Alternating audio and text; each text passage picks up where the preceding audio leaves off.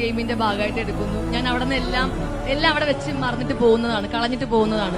അതുകൊണ്ട് നിങ്ങൾക്ക് ഓരോരുത്തർക്കും അഭിമാനിക്കാം അനുവിനെ വിന്നറാക്കിയതിൽ. കാരണം ഇത്രയും ഡിസേർവ് ചെയ്യുന്ന വേറൊരു കണ്ടസ്റ്റൻസും അവിടെ ഇല്ല. എന്തൊരു ക്വാളിറ്റി ആണല്ലേ.